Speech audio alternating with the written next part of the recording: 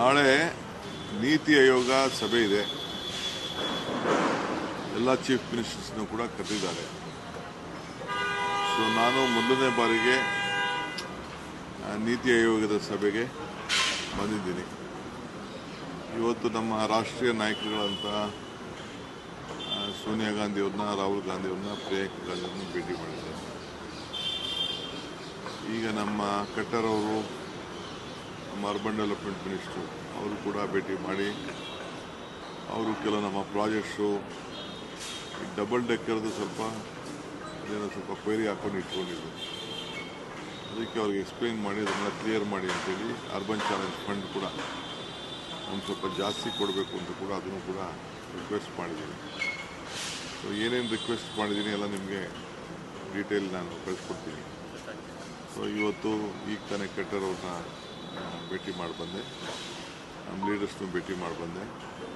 ಈಗ ಸಾಯಂಕಾಲ ನಮ್ಮ ರಾಜ್ಯದಲ್ಲಿರೋಂಥ ರಾಜ್ಯದವರು ಇಲ್ಲಿ ಯಾರು ಡೈಲಿ ಕೆಲಸ ಮಾಡ್ತಾಯಿದ್ದಾರೆ ಅವರಿಗೆ ಅನೇಕ ಸಲಹೆಗಳನ್ನು ಕೇಳೋದಿದೆ. ಏಕೆಂದರೆ ನಾವು ಯಾವ ರೀತಿ ನಮ್ಮ ರಾಜ್ಯ ಹಿತಕ್ಕೆ ಅವನ್ನೆಲ್ಲ ನಾವು ಉಪಯೋಗಿಸ್ಕೊಳ್ಬೇಕು, ಅವ್ರ ಮಾರ್ಗದರ್ಶನ ಬೇಕು ಅಂತೇಳಿ. ನನಗೆ ಕೆಲವು ಹಿಂದೆ ನಮ್ಮಲ್ಲಿ ಪದ್ಧತಿ ಅಂತ ಏನು ನನಗೆ ಸಮಾಧಾನ ಆಗ್ತಿರಲಿಲ್ಲ.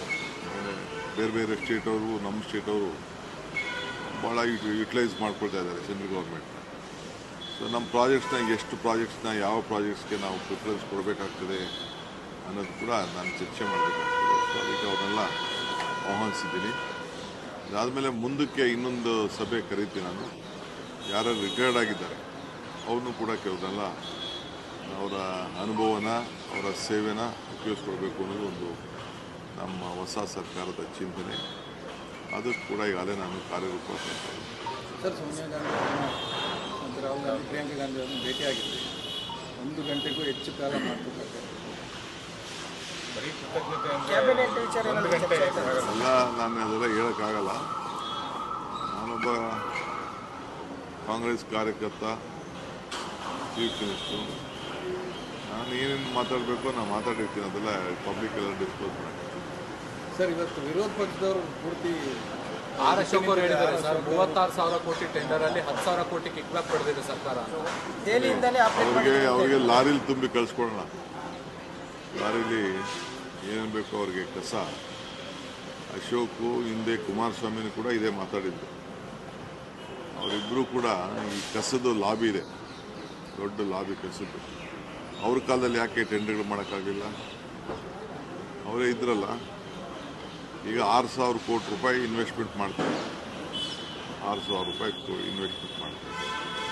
ಈಗ ಹಿಂದೆ 14-15 ಜನಕ್ಕೆ ನಾವು ಕೊಟ್ಟಿದ್ದು ಕಸದಿಂದ ಇದನ್ನು ಪವರ್ ಮಾಡಿ ಅಂತ. ಒಬ್ಬರು ಕೂಡ ಸಕ್ಸಸ್ ಆಗಿಲ್ಲ. ಒಬ್ಬರು ಎಲ್ಲ ಕ್ಯಾನ್ಸಲ್ ಆಗೋಯ್ತು. ಎಲ್ಲ ಅಂಗಡಿ ಮುಚ್ಕೊಂಡು ಹೊರಟೋದ್ರು.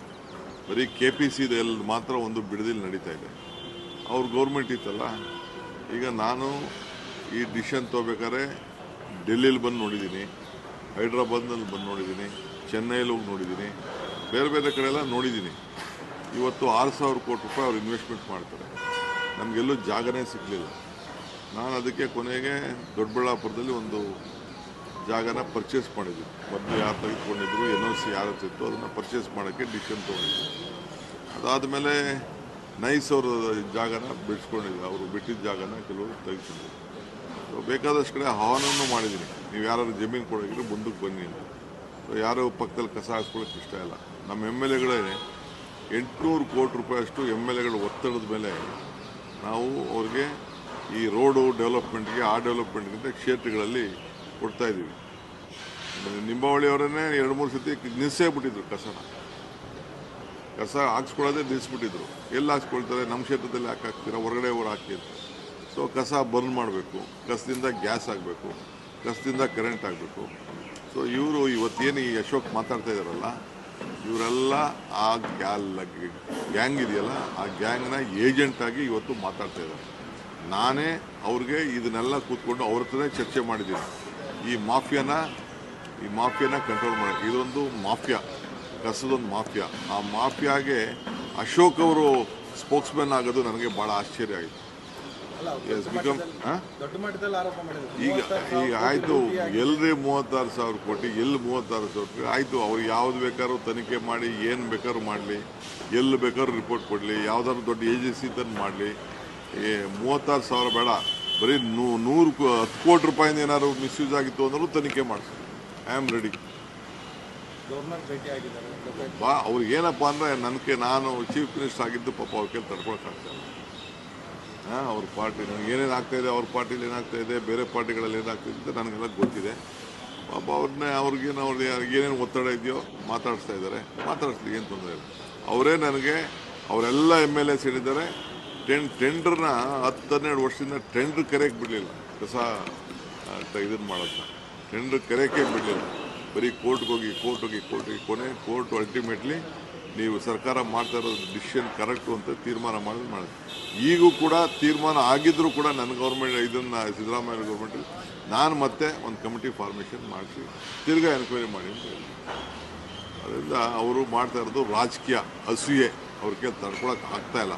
ನಮ್ಮ ಸ್ಟೈಲ್ ಆಫ್ ಫಂಕ್ಷನಿಂಗ್ನ ಅವ್ರ ಕೈಲಿ, ನಮ್ಮ ಟ್ರಾನ್ಸ್ಪರೆನ್ಸಿನ ನೋಡಿಕೊಂಡು ಅವ್ರ ಕೈಲಿ ಡೈಜೆಸ್ಟ್ ಮಾಡ್ಕೊಳ್ಳೋಕೆ ಆಗ್ತಾಯಿಲ್ಲ. ಸರ್, ಗೃಹಲಕ್ಷ್ಮಿ ಯೋಜನೆದು ಭಾಳ ಚರ್ಚೆ ಆಗ್ತಾ ಇದೆ ಸರ್. ಮತ್ತೆ ಬೆಂಗಳೂರು ತಕ್ಷಣ 1ರಲ್ಲೇ 12,000 ಜನ ಗೃಹಲಕ್ಷ್ಮಿ